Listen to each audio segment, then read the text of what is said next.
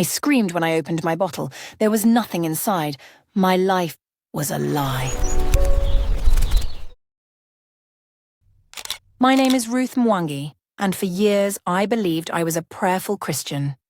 I attended church every week. I led prayer meetings. People even admired the way I prayed with boldness and authority. But what I never knew was that heaven was seeing something different, something my own heart had been blind to. It was a quiet evening when everything changed.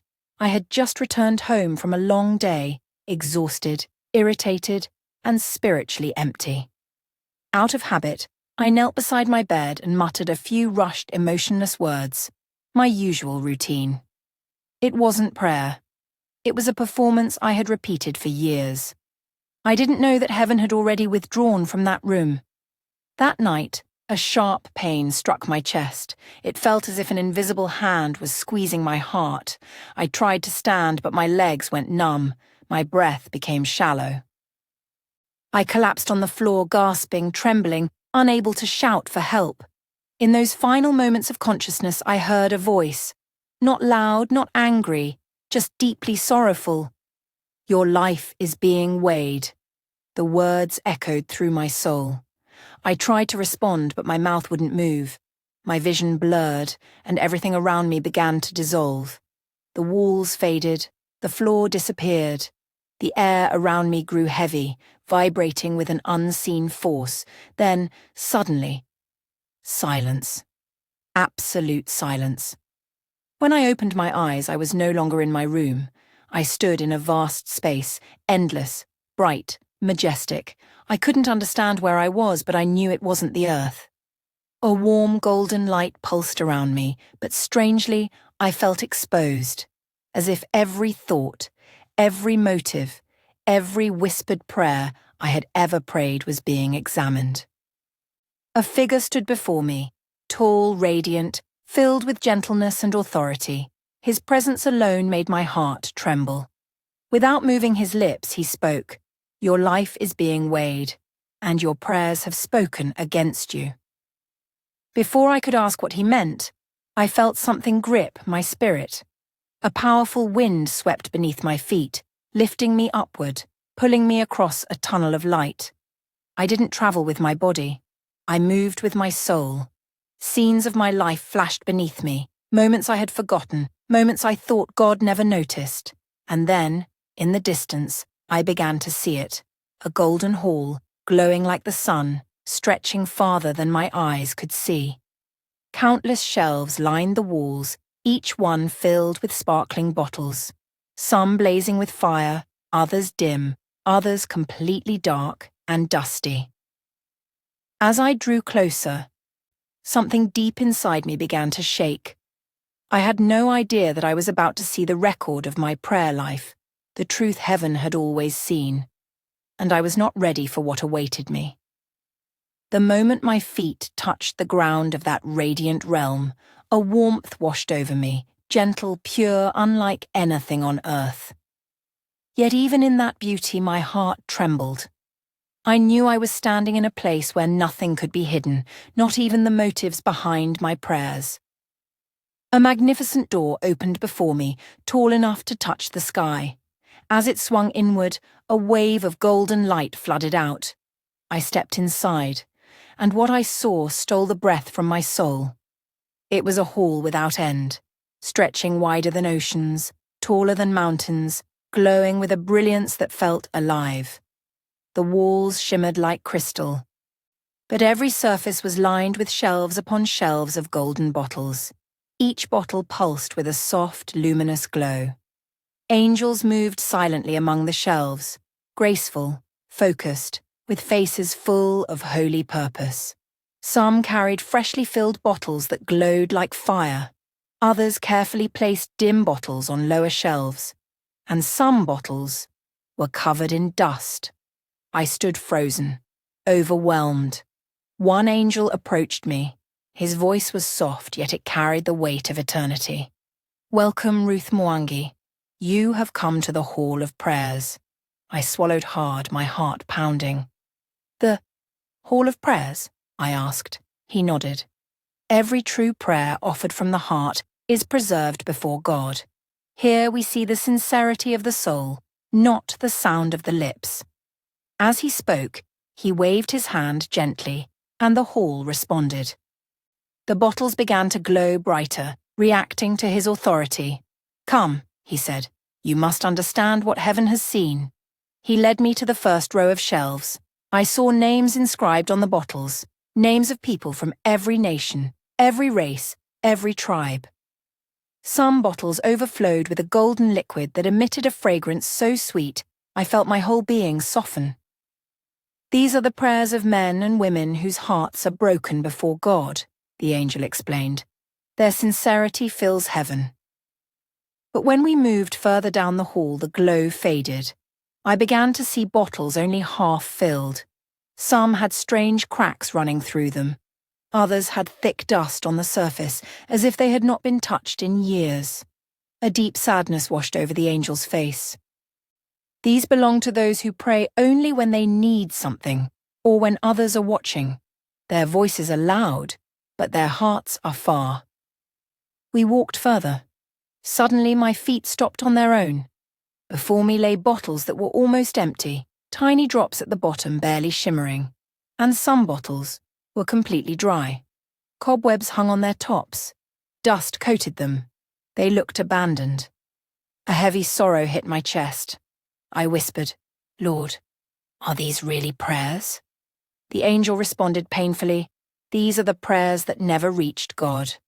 Prayers spoken without faith, without attention, without repentance. Words repeated out of habit, words spoken while the mind wandered." I covered my mouth, trembling, because as he spoke, memory after memory replayed in my mind.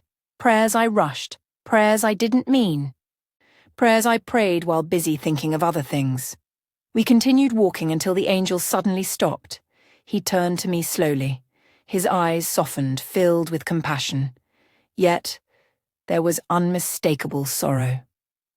"Ruth," he said quietly, "it is time to see your bottle." Everything inside me froze. My heart pounded so loudly I could hear it echo through the hall.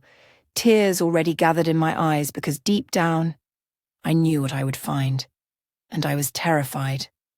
The angel led me toward a quiet corner of the hall, a place far from the bright, overflowing bottles I had seen earlier.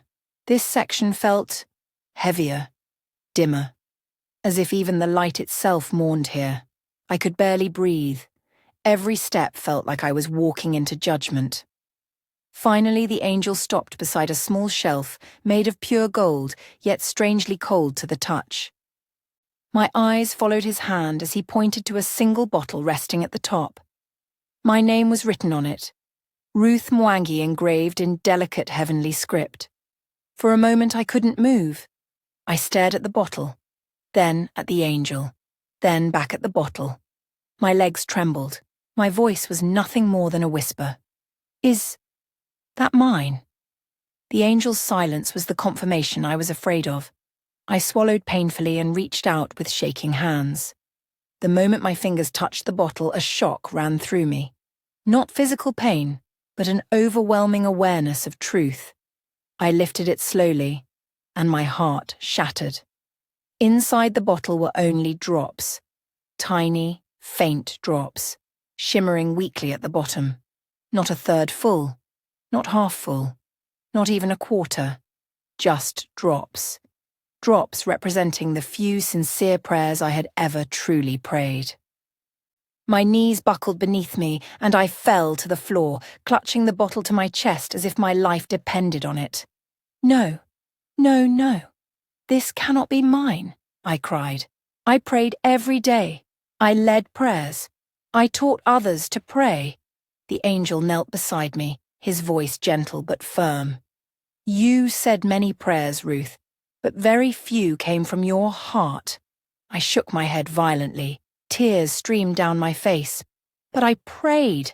I prayed constantly." He looked at me with eyes full of painful truth. "Your lips moved, but your heart wandered. Your voice rose, but your faith was absent. You repeated words, but you did not mean them." Each sentence stabbed deeper than the last. Scenes from my life began flashing around us.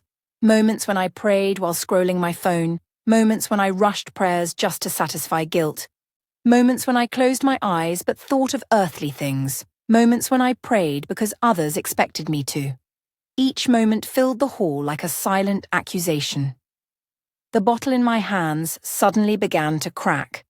A thin fracture appeared down its side, glowing painfully like a wound. The angel stepped back, sorrow carved into his face. "When the bottle of a believer cracks," he said, "it means the soul is in danger. The life of prayer has been neglected for too long." The crack widened. A deep, thunderous sound echoed through the hall, like an alarm in the courts of heaven. Suddenly, the distant angelic movement stopped. The lights dimmed. An overwhelming presence of judgment filled the atmosphere.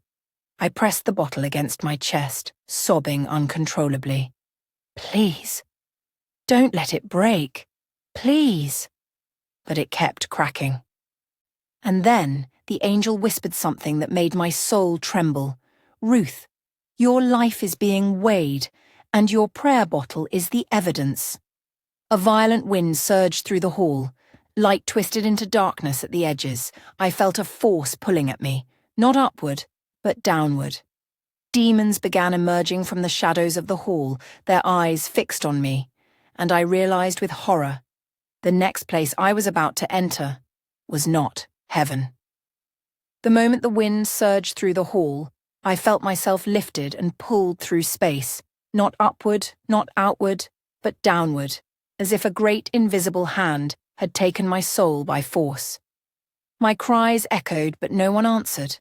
The warmth of the hall, the golden light, the gentle hum of angelic presence, all disappeared. I fell into darkness that pressed against me like a suffocating blanket. And yet, I could see. Shadows moved, whispering, writhing, and moaning. A low, guttural sound of despair filled the air. It was a sound I had never imagined, a sound that seemed to tear at the fabric of the soul. As I descended, I realized I was entering a section of the afterlife reserved for prayerless souls, those who had lived faithful lives outwardly, but whose hearts were cold and empty. The first sight froze me. Chains dangled from the ceiling, wrapping around the necks, arms, and legs of countless souls. Each was tethered to a bottle, faintly glowing, cracked, or completely dry. The dim light revealed the names etched on the bottles, familiar names of people I knew, people I admired, people who appeared holy in life, all trapped by the emptiness of their prayers. A demon approached, its eyes gleaming with cruel delight. It raised a clawed finger toward a nearby soul. "Look at them," it hissed. "They prayed for show, they prayed for attention, they prayed for reward, but the heart never whispered truth." I saw ministers, elders, young women, young men, all bound to bottles that reflected the shallow, empty nature of their prayers.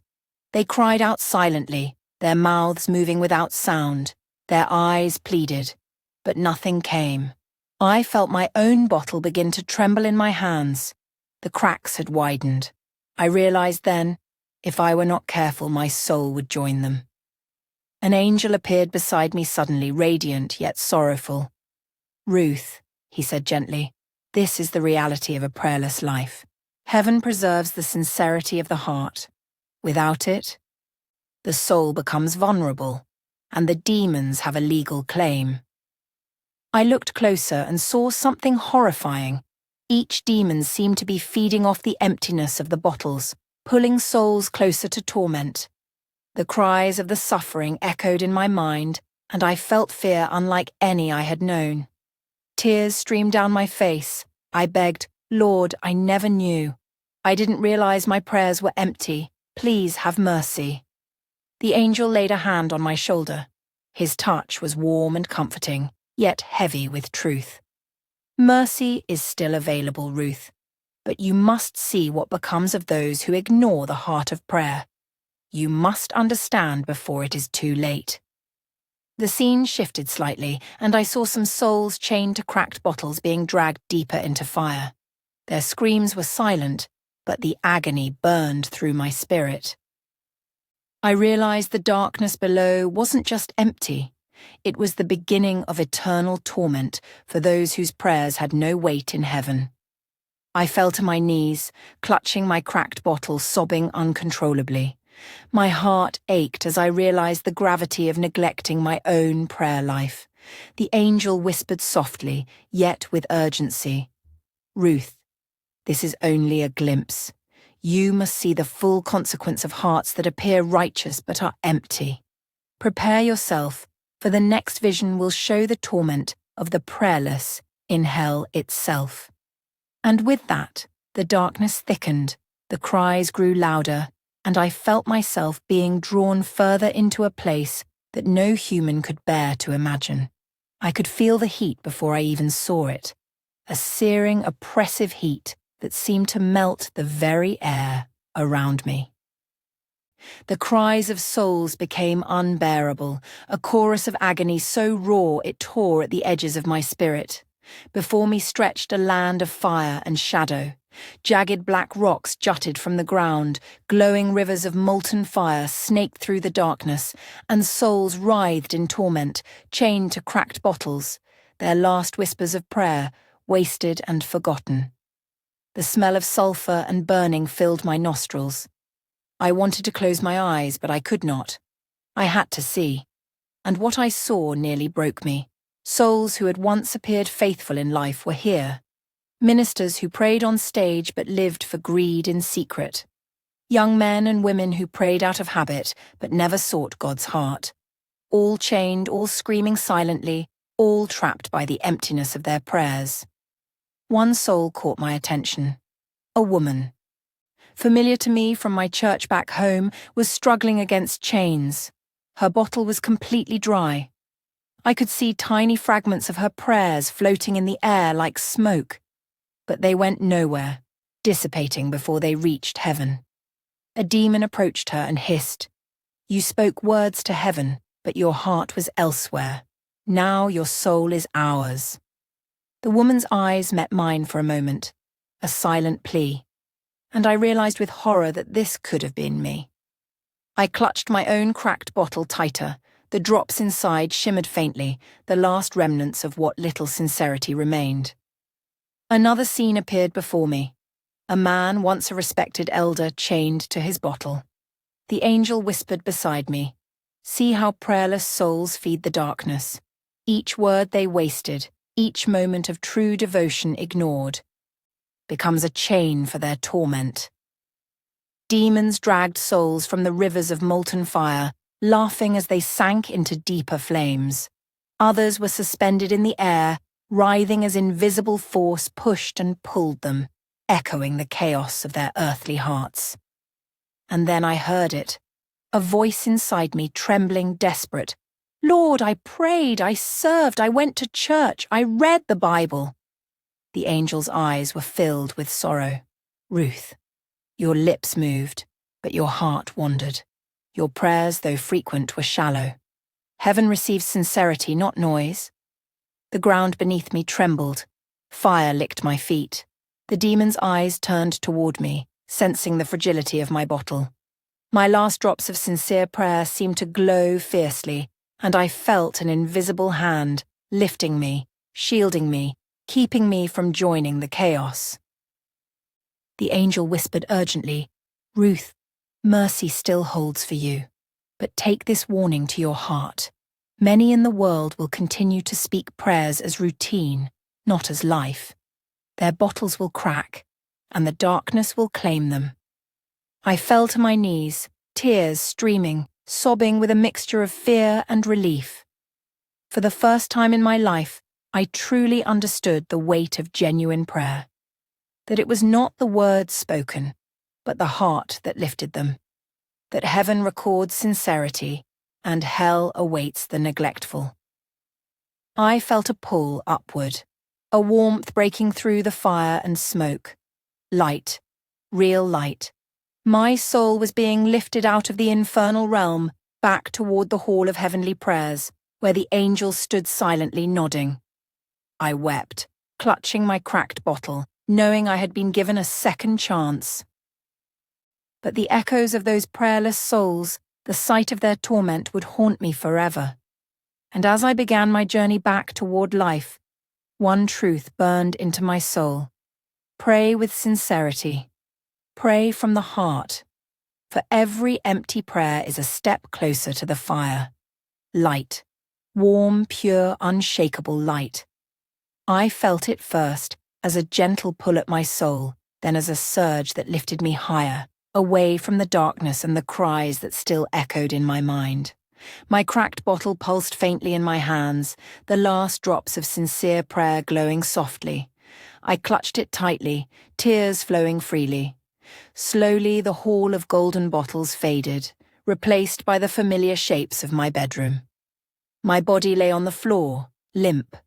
My heart was racing, my chest heaved as I gasped for air, finally drawing a real breath.